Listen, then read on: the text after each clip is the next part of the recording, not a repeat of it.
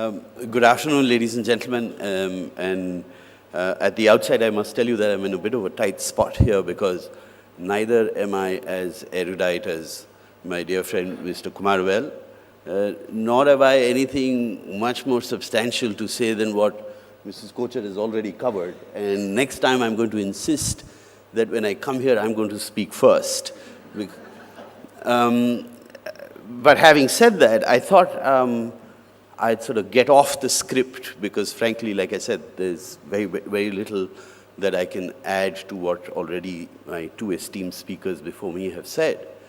But I thought I'd use this opportunity to highlight a couple of areas of concern that I've had for some time now as a constituent of this fantastic industry and as an integral player that has fairly high stakes in this industry.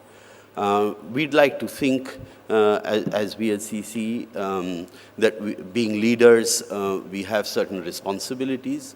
And we'd also like to think that as leaders, we also end up getting painted by the same brush as the rest of the industry if things go wrong.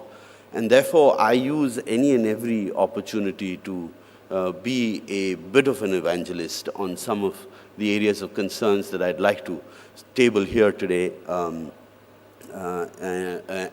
hope that I will leave some impression in terms of getting all like constituents in this industry to think about a few things that are just beyond individual businesses. To begin with, one of the concerns is that, enough facts and figures have been quoted over the years, and I'm sure these facts and figures will be repeated during the course of today's deliberation. There is absolutely no doubt in anybody's mind that the wellness industry is quickly coming of age. But having said that, that brings with itself a set of responsibilities for the industry as a whole. And that responsibility is to ensure that while there is growth, that growth does not come at a cost of future expansion. By that, I mean that there are a few things as partners in this industry we need to collectively work together to ensure that those issues are addressed. And some of those issues I'd like to place here today. The first issue that concerns me deeply is this whole aspect of service delivery and service delivery standards.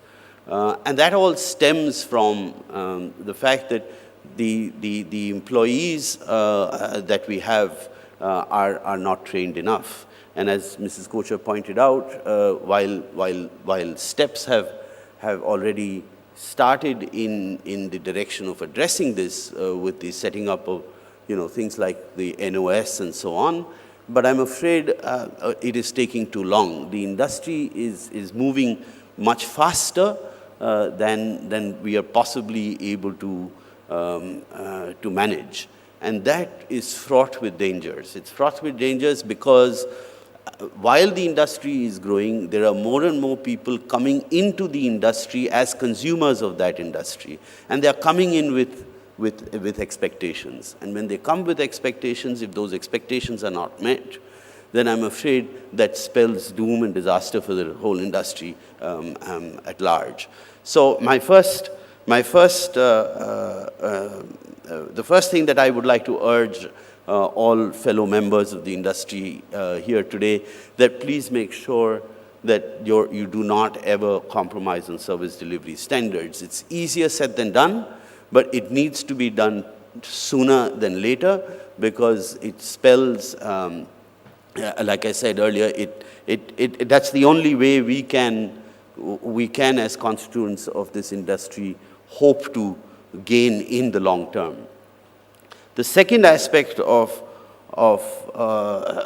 this industry, which is of a concern to me, is that some of those opportunities that are coming our way, we are not making enough use of those opportunities.